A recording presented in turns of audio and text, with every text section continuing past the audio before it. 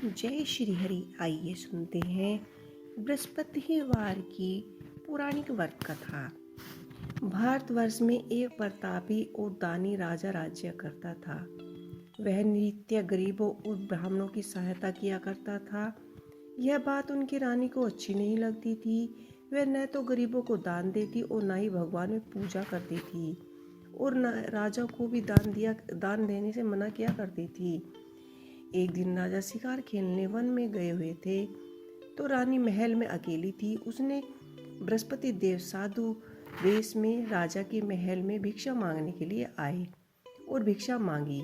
रानी भिक्षा देने से इनकार किया और कहा, हे साधु महाराज, मैं तो दान पुण्य से तंग आ गई हूँ। मेरा पति सारा धन लुटाते रहते हैं। मेरी इच्छा है कि सब धन नष्ट हो जाए, ना रहेगा बांस और ना बजेगी बांसुरी। साधु ने कहा, देवी तुम तो बड़ी विचित्र हो। धन संतान तो सभी चाहते हैं, पुत्र और लक्ष्मी तो पापी के घर में भी होनी चाहिए। तुम्हारे पास अधिक धन है तो भूखों को भोजन करा दो, प्यासों को प्याऊ खुलवाओ, मुसाफिरों के लिए धर्मशाला खुलवाओ। जो निर्धन अपनी कुंवारी कन्याओं का विवाह नहीं करा सकते उनके विवाह करवा दो। ऐसे और कई काम हैं जिनके करने से तुम्हारा यश लोक परलोक में फैलेगा। परंतु रानी पर उपदेश का कोई प्रभाव न पड़ा। वह बोली, महाराज आप मुझे कुछ न समझाएं। मैं ऐसा धन नहीं चाहती, हर जगह बांटती फिरूं। साधु ने उत्तर दिया, यदि तुम्हारी ऐसी ही इच्छा है तथास्तु, तुम ऐसा करना। बृहस्पतिवार को घर लीपना, पीली मिट्टी से अपना सिर धोकर स्नान करना, भट्टी चढ़ाना, कपड़े धोना, ऐसे करने से तुम्हारा सारा धन नष्ट हो जाएगा। इतना कहकर साधु महाराज वहां से अंतर्धान हो गए। साधु के अनुसार कई बातों को पूरा करते हुए रानी को अकेले केवल 3 ही बृहस्पतिवार बीते थे कि उसकी समस्त धन संपत्ति नष्ट हो गई। भोजन के लिए राजा का परिवार तरसने लगा। तब एक दिन राजा ने रानी से बोला कि हे रानी, तुम यहीं रहो, मैं दूसरे देश जाता हूँ, क्योंकि यहाँ सब मुझे जानते हैं, इसलिए कोई छोटा कार्य भी नहीं कर सकता। ऐसा कहकर राजा परदेश चले गए। वहाँ जंगल में से लकड़ी लाकर काटते और लाते और शहर में बेचकर इसी तरह से अपना जीवन व्यतीत करने लगे। इधर राजा के परदेश जाते ही रानी और दासी बड़ी ही दुखी रहने लगी।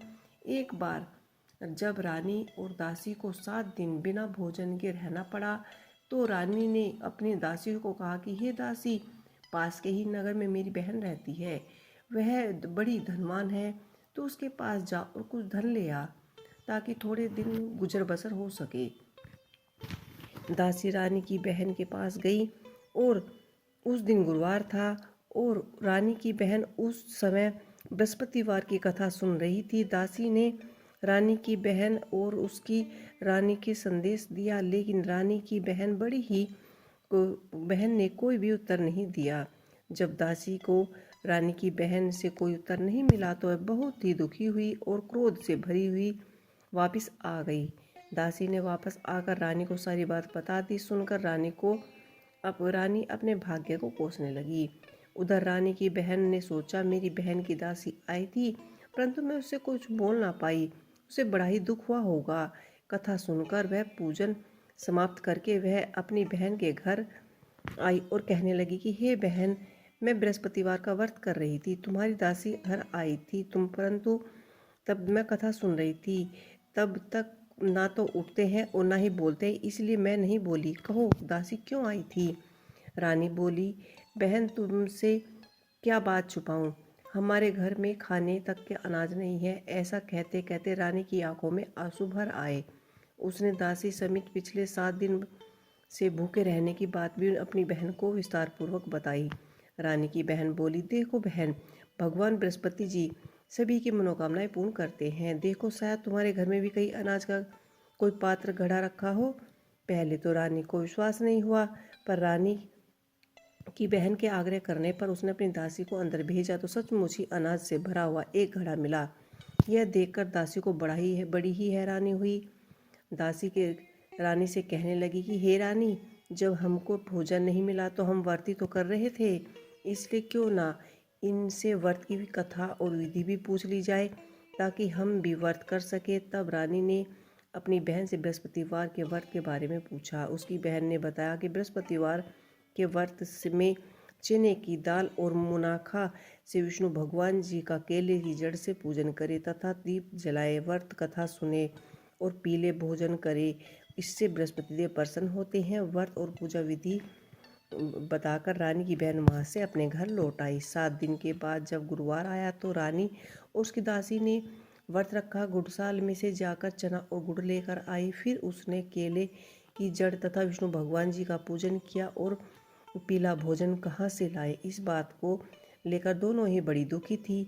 चूँकि उन्होंने व्रत रखा था इसलिए बृहस्पति देव उन पर प्रसन्न थे। इसलिए वह एक साधारण व्यक्ति का रूप धारण कर 2 थाली में सुंदर पीला भोजन दासी को दे गए।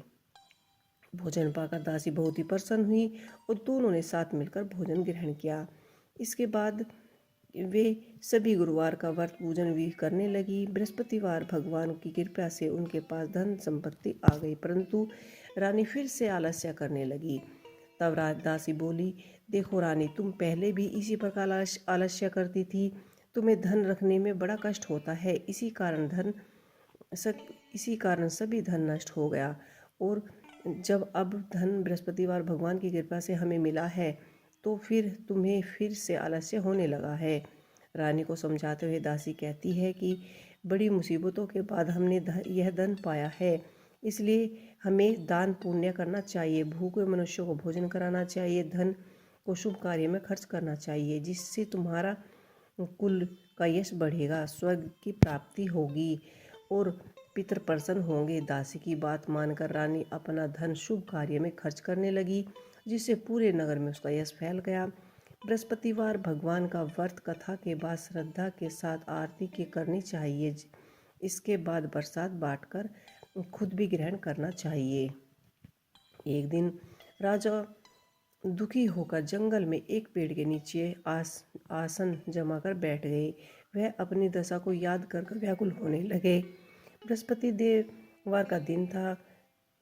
एकाएक उसने देखा कि निर्जला वन में एक साधु प्रकट हुए। वह साधु वेश में बृहस्पति देव ही थे। लकड़हारे के सामने आकर बोले कि लकड़हारे, इस सुनसान जंगल में तू चिंता मगन क्यों बैठा है।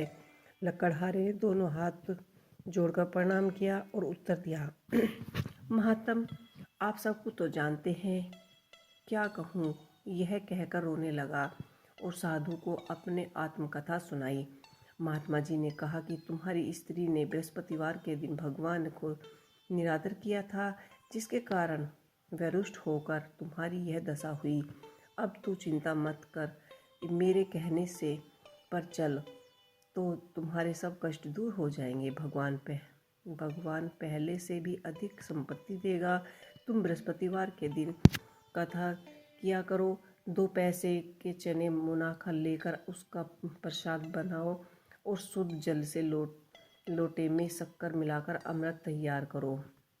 कथा के पश्चात अपने सारे परिवार और सुनने वाले प्रेमियों में अमृत व प्रसाद बांटकर अपने आप भी ग्रहण करो। ऐसा करने से भगवान तुम्हारी मनोकामना अवश्य ही पूर्ण करेगा। साधु के ऐसे वचन सुनकर लकड़हारा बोला कि हे प्रभु, मुझे लकड़ी बेचकर इतना पैसा कहाँ मिलता है जिससे भोजन के उपरांत कुछ बचा पाऊँ। मैंने रात्रि में अपनी स्त्री को व्याकुल देखा। मेरे पास कुछ भी तो नहीं है जिससे मैं उसकी खबर जान सकूं। साधु ने कहा कि हे लकड़हारे, तुम किसी बात की भी चिंता मत करो। बृहस्पति के दिन तुम रोजाना की तरह लकड़ी लाकर शहर में बेचना। तुमको रोजाना से भी दुगुना धन की प्राप्ति होगी, जिससे तुम भली भांति भोजन कर लोगे और बृहस्पति देव की पूजा का भी सामान आ जाएगा। इतना कहकर साधु अंतर्धान हो गए। धीरे धीरे समय व्यतीत होने पर वही बृहस्पतिवार का दिन आया। लकड़हारा जंगल में लकड़ी काटकर किसी शहर में बेचने गया। उसे उस दिन से भी ज़्यादा पैसे मिले। राजा ने चना गुड़ और आदि लाकर गुरुवार का व्रत किया। उस दिन से उसके सभी क्लेश दूर हो गए, परंतु जब दोबारा गुरुवार का दिन आया तो वह बृहस्पतिवार का व्रत करना भूल गया। इसी कारण बृहस्पति भगवान नाराज हो गए। उस दिन उस नगर के राजा ने विशाल यज्ञ का आयोजन किया हुआ था। शहर में घोषणा कराई गई कि कोई भी मनुष्य अपने घर का भोजन नहीं बनाएगा, वह आग नहीं जलाएगा, समस्त जनता मेरे यहीं पर भोजन करेगी। इस आज्ञा को जो न मानेगा उसे फांसी की सजा सुनाई जाएगी। इस तरह की घोषणा सुनकर संपूर्ण नगर में करवाई गई।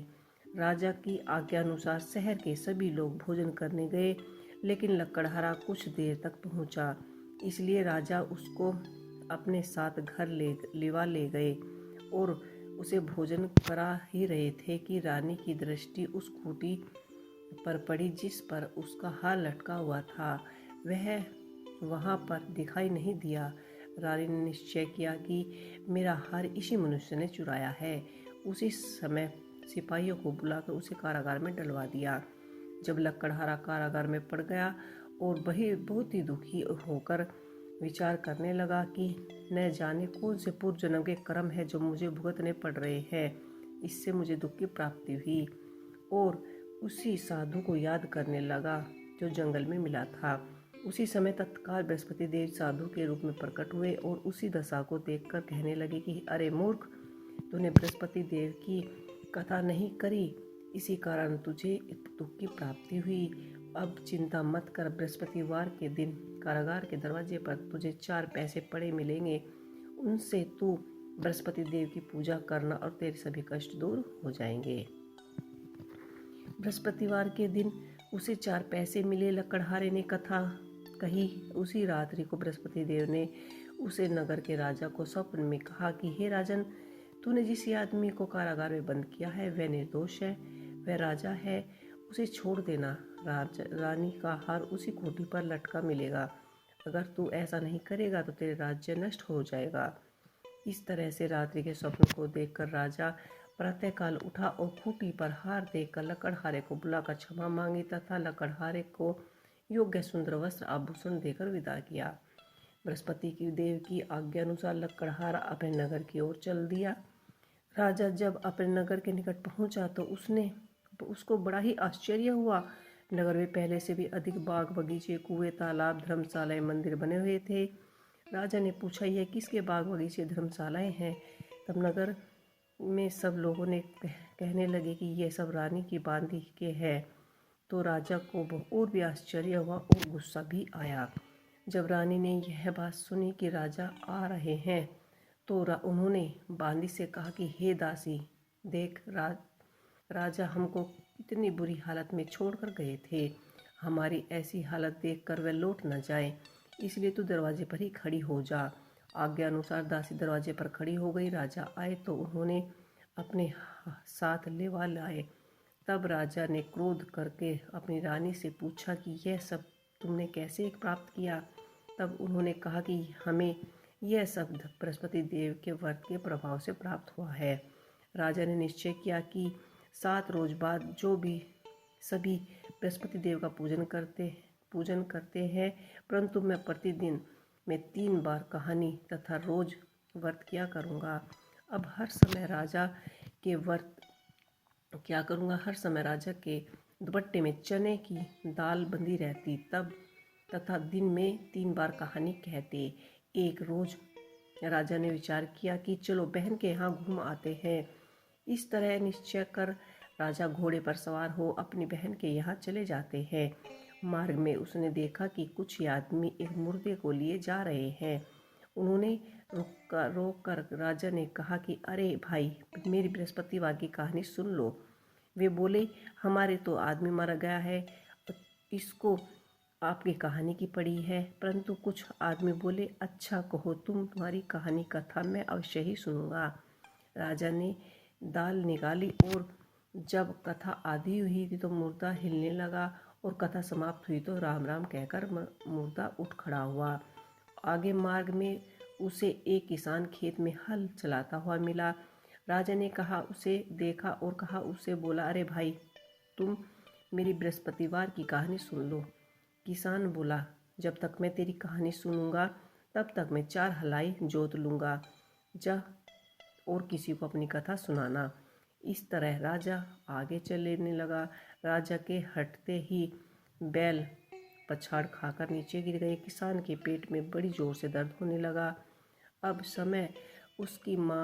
उसी समय उसकी माँ रोटी लेकर आई। उसने जब यह सब देखा तो अपने पुत्र से उसका हाल पूछा और बेटे ने सभी हाल कह दिया।